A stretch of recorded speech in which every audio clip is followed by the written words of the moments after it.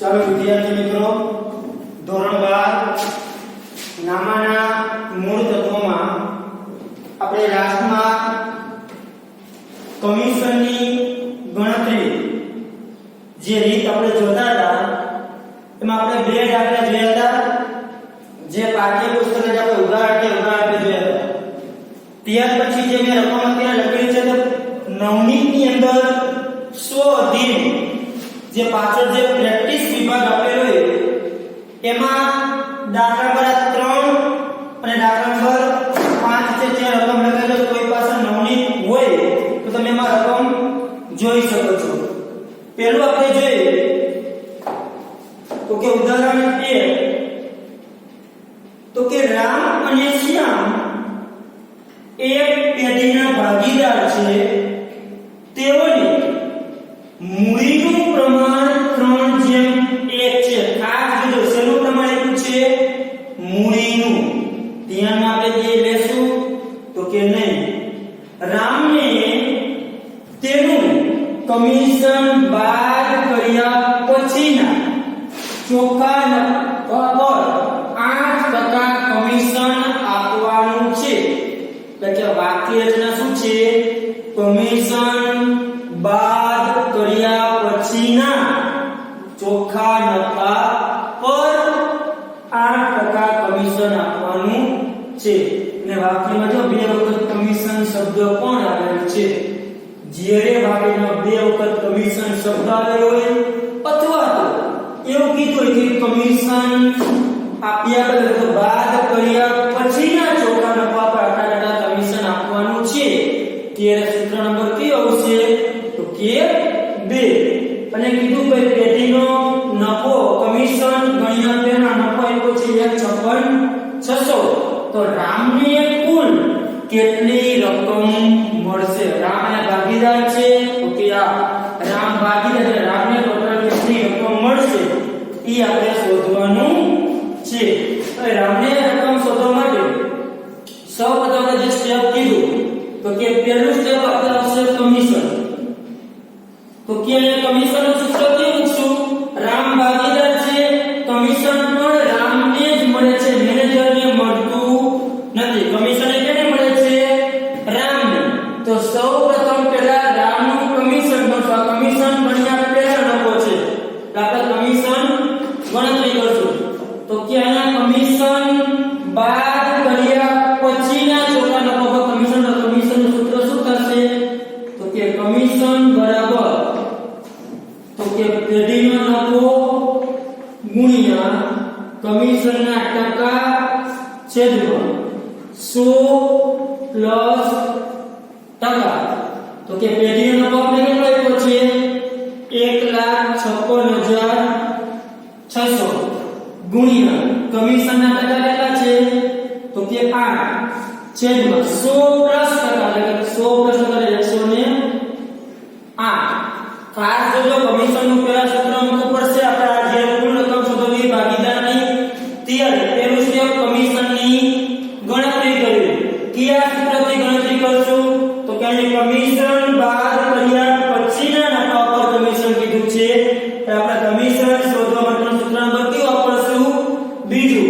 નફો ગુણ્યા ટકા છેદમાં 100 પ્લસ ટકા. એટલે કે કમિશન શબ્દ એટલે લખો થયો છે તો કે સાદુરૂપ તો 1,56,600 ગુણ્યા ભાગ્યા 108 એટલે કમિશન મેળવ્યું 11,600 રૂપિયા. ચાલો આપણે કમિશન મેળવ્યું. આ કમિશન કોનું મેળવ્યું? તો કે રામનું કમિશન છે, રામ ભાગીદાર છે એટલે રામનું કમિશન મેળવ્યું 11,600 રૂપિયા. હવે ત્યાર પછી આપણે શોધશું શું? બીજું સ્ટેપ આપણું શું હતું? તો કે ભાગીદારનું કમિશન મળી ગયું. આ જે નફો છે કમિશન પહેલાનો નફો આપેલો છે. કેવો નફો છે? કમિશન પહેલાનો. તો કે આમાં કમિશનની રકમ સમાયેલી હોય તો કે આમાં કમિશનની રકમ પણ સમાયેલી હોય છે. તો આપણે કેવો નફો જોશું? બીજું સ્ટેપ તો કે કમિશન બાદનો નફો.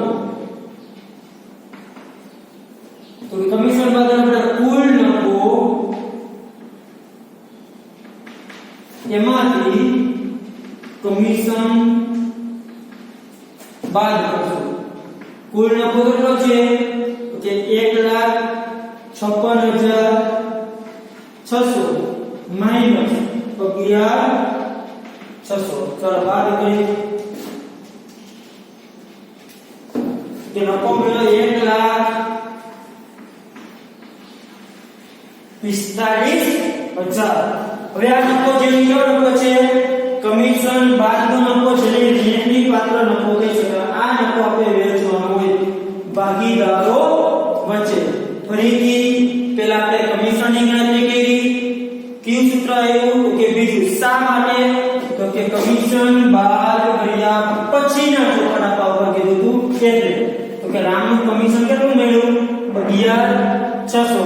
ત્યાર પછી કમિશન બાદનો નફો એટલે ખરેખર રેન્ટની પાત્રનો કમિશન બાદનો નફો કેટલો થયો 1,45,600 નો નફો હતો જેમાંથી કમિશનની રકમ શું કરી આપણે બાદ કરી. રામનો નફો કેટલો થયો તો કે 1,45,000. હવે આપણે શોધવાનું છે રામને મળતી કુલ રકમની આપણે ગણતરી કરવાની છે. તો પહેલા આપણે શોધવું પડશે તો કે રામને કમિશનના મળ્યા 11,600 રૂપિયા પ્લસ એને નફો કેટલો મળશે તો રામના ભાગનો નફો.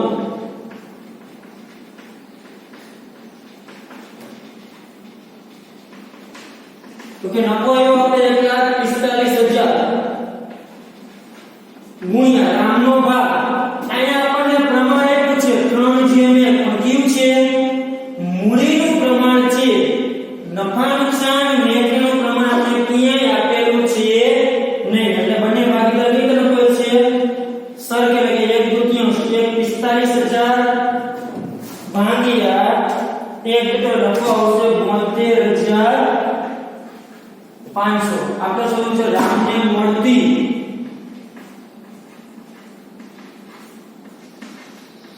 કુલ રકમ બરાબર નફો પ્લસ શું મળે કમિશન. તો કે રામને નફો કેટલો મળ્યો તો કે 72,500 પ્લસ કમિશન એને કેટલો મળ્યો તો કે 11,600. તો કે 72,500 પ્લસ 11,600. તો રામને ટોટલ રકમ કેટલી મળશે 84,100 રૂપિયા. તો કે રામને 72,500 રૂપિયા નફાના મળશે પ્લસ એને 11,600 પેઢીના નફામાંથી શું મળ્યું છે કમિશન મળે છે. રામને ટોટલ રૂપિયા કેટલા મળે છે તો કે ટોટલ રકમ મળશે 84,100. રામને મળતી કુલ રકમ 84,100 નફો પ્લસ કમિશન. તો અહીંયા આપણે જે પહેલો દાખલો જોયો તો એ જ પ્રકારનો દાખલો છે કે ભાગીદારને મળતી કુલ રકમ શોધે છે. તો કઈ રીતે શોધી તો સૌપ્રથમ પહેલા આપણે કમિશન શોધ્યું પછી કમિશન બાદ નફો શોધ્યો એટલે નફામાંથી કમિશન શું કર્યું બાદ કર્યું. ત્યાર પછી રામના ભાગનો નફો શોધ્યો અને ત્યાર પછી રામને મળતે રામના ભાગનો નફો પ્લસ એનું જે કમિશન છે એમાં શું કરી નાખ્યું એડ કરી નાખ્યું. ટોટલ રકમ કેટલી મળી રામની 84,100 રૂપિયા. આ પ્રકારનો દાખલો પૂછવાની શક્યતા વધારે. હવે ત્યાર પછી જો બીજો દાખલો છે તો કે રીમા રીના અને રીવા 2/5 સોરી 2.5/3.5/4.5 ના પ્રમાણમાં નફો નુકસાન વેચી લેતા ભાગીદાર છે. મેનેજરને તેનું કમિશન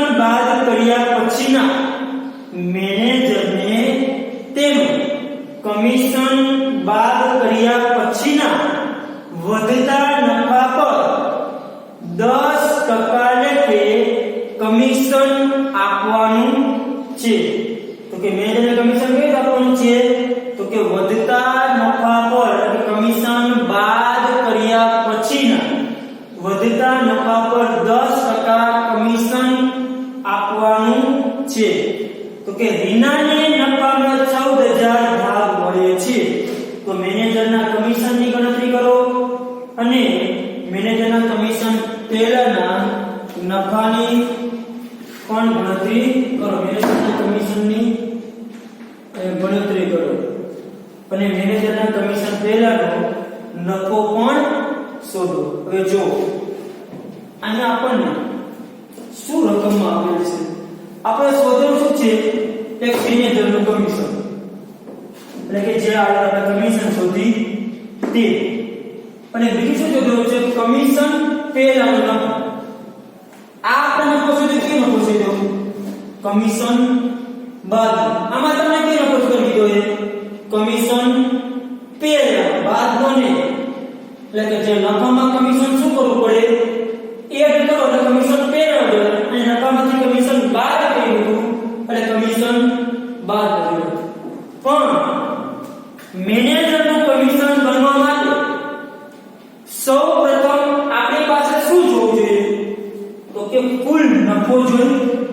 શું જોઈએ આપણી પાસે, કુલ નફો. મેનેજરનું કમિશન બનો તો પણ ભલે, કે પછી કોઈ પણ ભાગીદારનું કમિશન બનો, પણ આપણી પાસે હોવું જોઈએ શું, તો કે કુલ નફો જોઈએ. કેવો જોઈએ, કુલ નફો. આપણી પાસે નફો આપેલો છે કમિશન બનવા માટે જે બે સૂત્ર છે. હવે આપણે જોયું કે કમિશન બાદ કર્યા પછીના વધતા નફા પર કમિશન આપવાનું છે, એટલે કે બાદ કર્યા પછીના વધતા નફા પર 10% કમિશન. ચાલો કમિશન શબ્દ બે વખત આવ્યું, એના ઉપરથી આપણે કહી શકીએ કે ભાઈ આ સૂત્ર આવું છે. શા માટે, તો કે કમિશન બાદ કર્યા પછીના વધતા નફા ઉપર કમિશન આપવાનું છે, એટલે કમિશનનું સૂત્ર ચાલો આ દર્શો, તો કે આ સૂત્ર આપણે મૂકશું. પણ આ સૂત્ર મૂકી તો આપણી પાસે પેઢીનો નફો હોવો જોઈએ.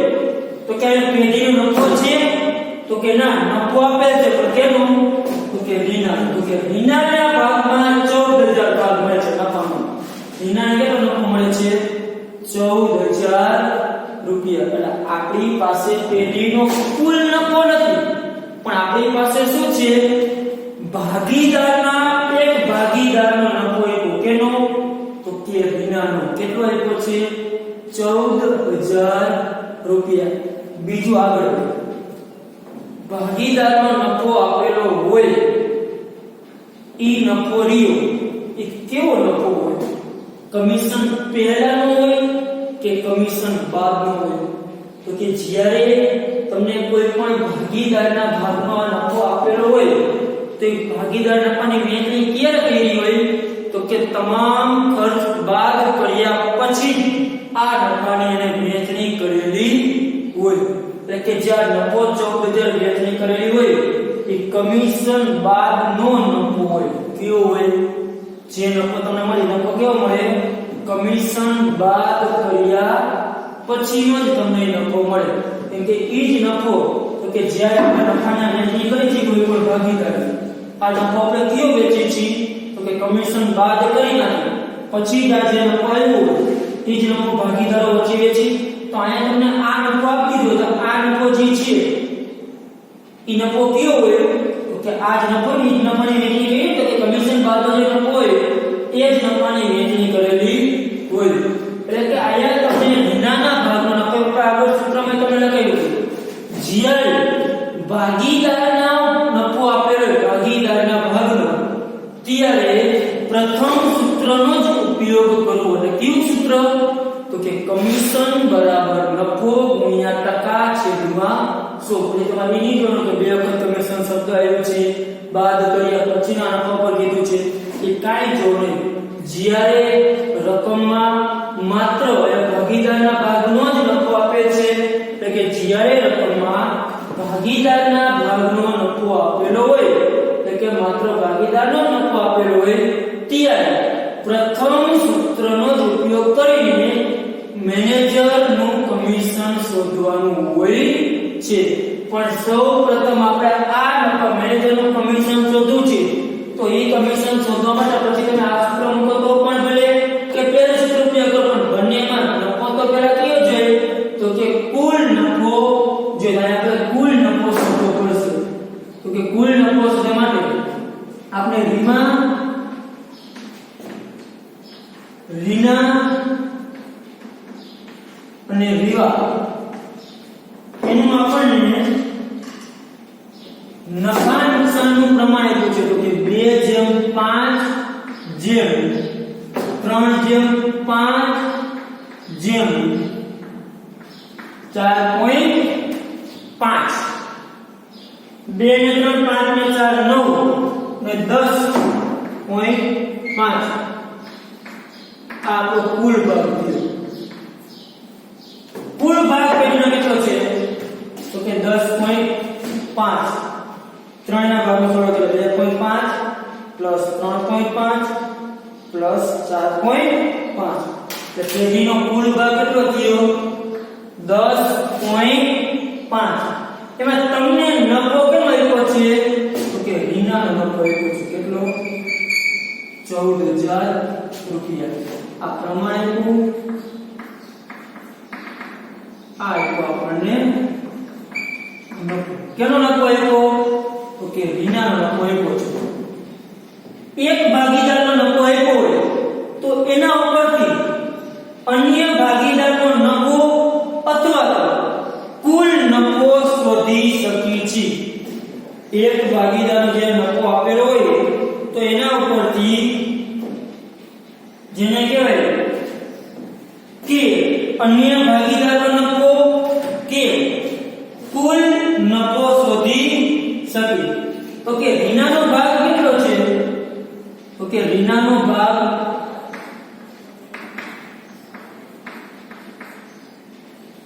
3.5 ઋણનો ભાગ કેટલો છે 3.5 ત્યારે એને નફો કેટલો મળ્યો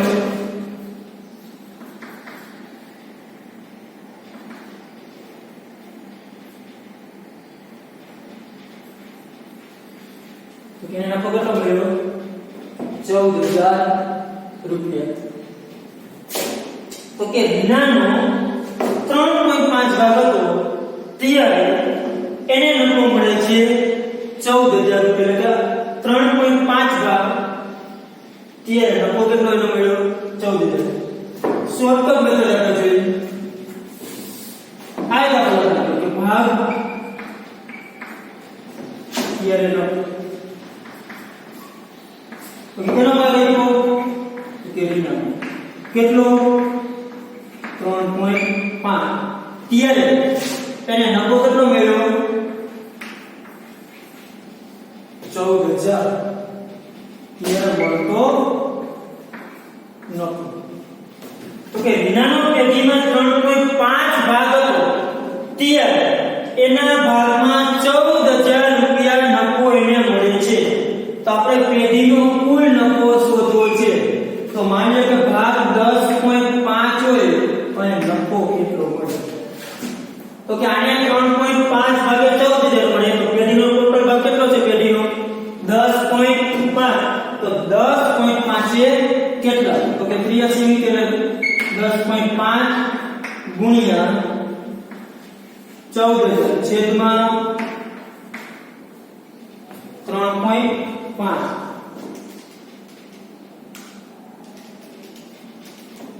તો કે નફો કેટલો મળશે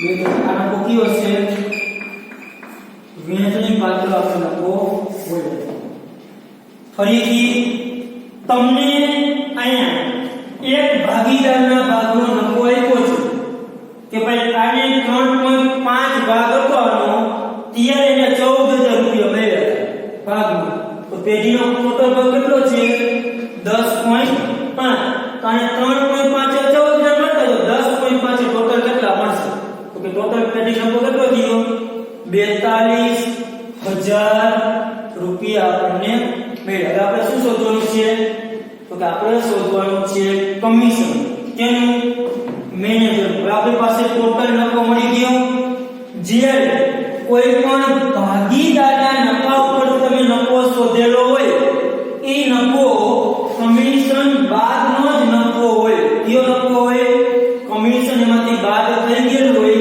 તો ત્યારે મેનેજરનું કમિશન શોધવું હોય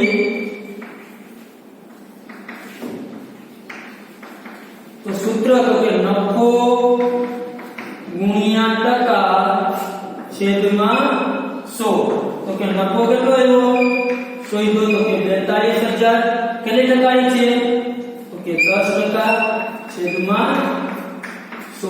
મેનેજરનું કમિશન કેટલું મળ્યું? તો મેનેજરના ભાગનું કમિશન મળ્યું 4200 રૂપિયા. કેટલું મળ્યું? 4200 રૂપિયા. ફરીથી તો કે સૌપ્રથમ આપણે ભાગ પરથી કુલ નફો શોધ્યો કે વિનાને 3.5 ભાગે 14000 મળ્યા તો પેઢીનો ટોટલ ભાગ છે 10.5 તો 10.5 એ ટોટલ નફો કેટલો મળશે? તો કે 42000 રૂપિયા. તો આપણે નફો મળી જાય તો ત્યારે 8% આવશે ને શા માટે?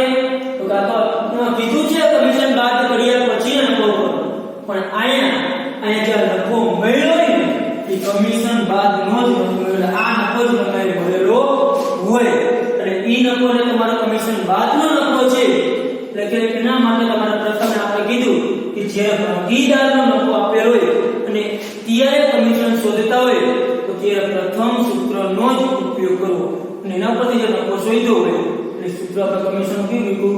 પહેલું. હવે પછી શું છે? કમિશન પહેલાનો નફો. તો કે કમિશન પહેલાનો નફો. તો કે કમિશન પહેલાનો નફો શું દેતો? નફો માં કમિશન શું કરી દેવાનું? કે નફો કેટલો હતો? તો કે 42000. કમિશન મળ્યું 4200. કેટલો કમિશન પહેલાનો નફો થશે? 46200 રૂપિયા. કમિશન પહેલા આપને નફો મળશે. કમિશન કેટલું મળ્યું? 4200 રૂપિયા. તો કે કમિશન પહેલા નફો કેટલો હશે? 46200 માં 4200 રૂપિયા કમિશન છુપાયેલું હશે. હવે માની લો કે તમારી પાસે આ નફો હોય, આ નફો તમને આપેલો હોય અને તમને એમ કીધું કે આ મેનેજરનું કમિશન બાદ કર્યા પછીના નફા પર કમિશન શોધવાનું છે. તમને જો આ નફો આપેલો હોય 14000 ની જગ્યાએ તો તમારે આ સૂત્ર આવશે કે તમને નફો કયો આપ્યો છે? પેઢીનો નફો. અને આ શબ્દ આપ્યો છે. અહીં શબ્દ રહી જતો પણ અહીં આપણને નફો પેઢીનો નફો આપેલો હતો ને નફો કયો હતો? તો કે ભાગીદારના ભાગનો નફો આપેલો હતો. એટલા માટે જે ભાગીદારના ભાગનો નફો આપેલો હોય ત્યારે જો કમિશન શોધોને મેનેજરનું તો એવા સમયમાં મેનેજરનું કમિશન શોધવા માટે તમારે પહેલા સૂત્રનો જ ફરજિયાત ઉપયોગ કરવો પડે છે. ચલો ત્યાર પછી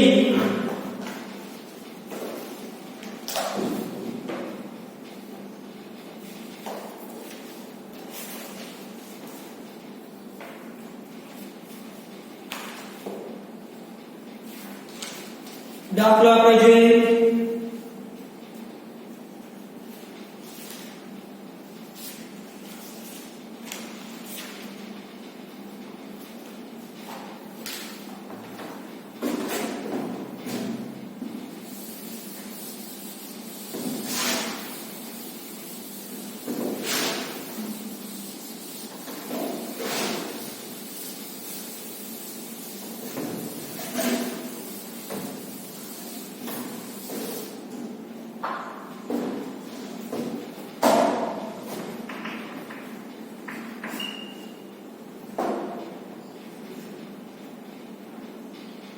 તો ત્રણ ભાગીદારીમાં છે x y અને z. જે 4 જણ 3 જણ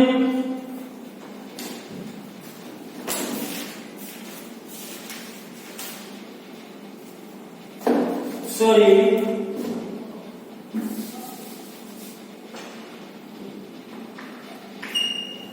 તમને બે ભાગીદારી પછી a અને b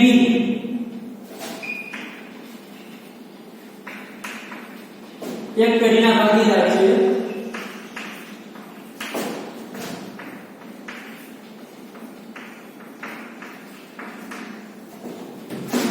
મેનેજરને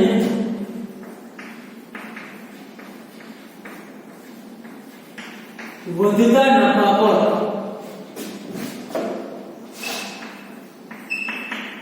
8% કમિશન આપવાનું છે.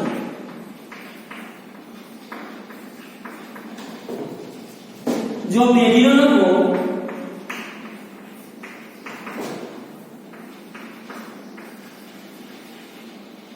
80,000 હોય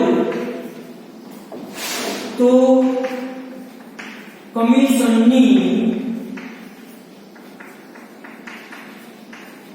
ગણતરી કરો. તો કે કમિશનની ગણતરી કરવાની છે. તો જો અહીંયા A અને B એક પેઢીના A અને B એક પેઢીના ભાગીદાર છે. હવે એક પેઢીના જે ભાગીદાર છે